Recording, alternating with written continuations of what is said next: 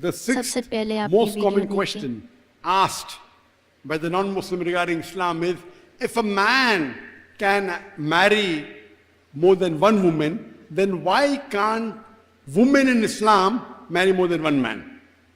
If polygyny is allowed in Islam, why is polyandry not allowed? And the reply to this question can be given in brief, that Allah has given the woman who you can marry in Surah Nisa chapter 4, verse number 20 to 24, the woman you can marry and who you cannot marry is given. Surah Nisa chapter 4, verse number 24 says, you cannot marry the woman who's already married. So Quran is clear cut in Surah Nisa chapter 4, verse number 24, that a woman cannot have more than one husband simultaneously. So you cannot marry a woman who's already married. Now what are the reasons? Number one, that if a man has more than one wife, and if the child is born, you can easily identify who is the father and who is the mother. Very easy. But if a woman has more than one husband, you can identify who is the mother, but you will not come to know who is the father. So if you go to school to give admission, you may have to give two fathers' name or three fathers' name.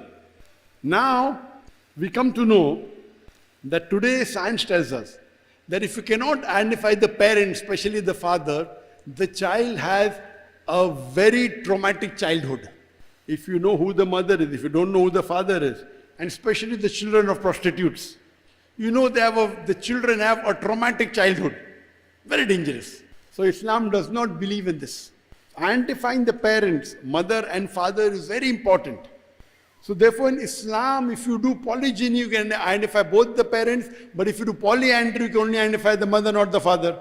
I'm aware today, recently, a few years before or a decade earlier, there is genetic testing. With the help of genetic testing, you can come to know who is the mother and who is the father. But this came recently. Islam is this since time immemorial. Since 1400 years old, the Quran is revealed. It's not new. And of course, there are some issues in gender. But even if I agree it's correct, you can't carry a certificate always, oh, this is a genetic testing certificate. I belong to this man, not to the other man. Yet you will have people slandering you or laying objections.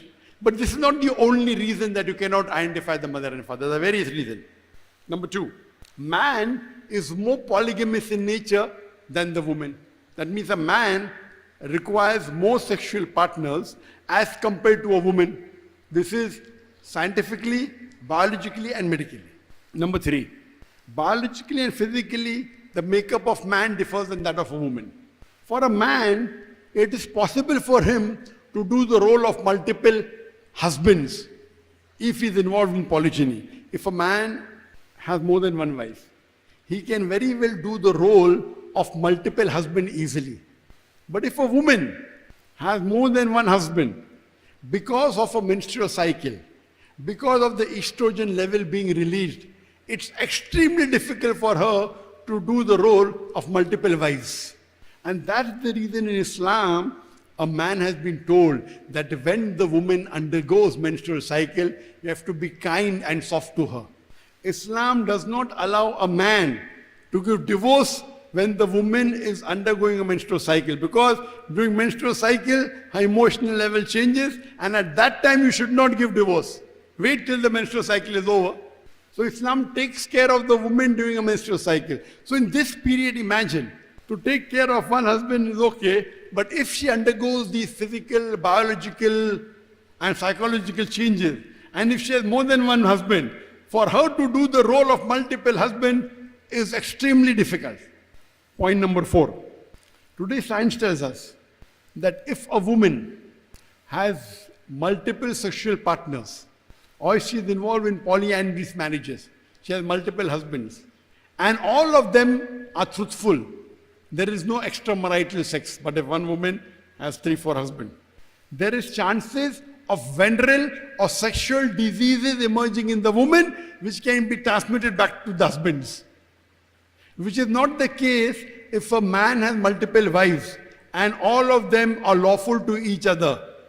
Just because each woman has only one sexual partner, there is no chances of venereal and sexual diseases emerging. So that's the reason in Islam, Polygyny is allowed where a man can have more wives, where even if he has multiple wives, there'll be no venereal disease, there'll be no sexual disease. But if a woman has multiple husbands, which Islam does not allow, and if she has more than one sexual partners, there'll be venereal and sexual diseases which can emerge and be transmitted back to the husband. So these are few reasons that we can think logically why Islam and Allah subhanahu wa ta'ala has not permitted polyandry. Allah knows there'll be multiple more reasons why polyandry is not allowed and polygyny is permitted.